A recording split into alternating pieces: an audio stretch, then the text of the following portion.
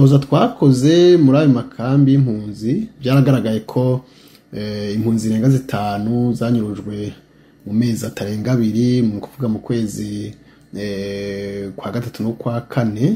Rero amatoza yerekanye ko impunzi zinyuruzwa cane n'abakozi b'iperereza rya Tanzania bari mu modoka ya Irix y'ibiyo bitabona, ariko byabonetse cane mu kambi y'impunzi y'Induta niho hafashwe impunzi zirenga 5. Rero muri iryo kete twambwiye n'amazina yawo twashoboye kumenya, aho benshi usanga bari bafise ibyo bakora ngaho muri iyo kambi y'impunzi. Ikindi kandi ugasanga benshi bazira ko bariyamirije gutahukanwa ku nguvu. Ikindi kandi ugasanga bari mu batavuga rumwe n'ubutegetsi bw'u Burundi.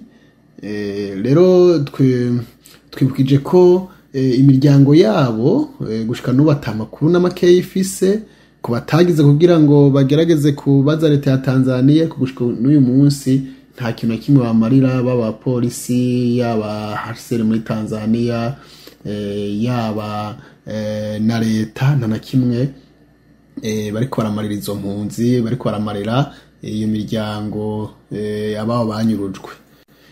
Twamwibukije kandi ko ibi atari bishasha. Twamweretse ko muri Mukakaro 2020 zimwe mu mpunzi zanyurujwe muri ayo makambi nyene yari kambi ya Mutenderi na Nduta nyene na Nyarugusu.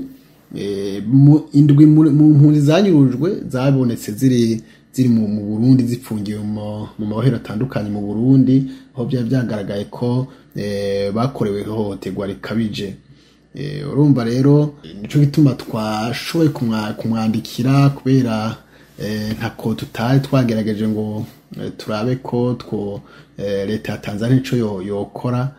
Twamutabaje kugira ngo wewe agerageze arabe nawe ico yokora, cane asemerere abwira ubutegetsi bwa Tanzania kugira ngo buhagarike iyo ngeso yo kunyuruza impunzi. Ikindi kandi imiryango yabo imenyeshwa aho bari, nimba bakiriho batakiriho naho nabyo nyine babimenyeshwe kugira ngo bashobore kugandarira ababo.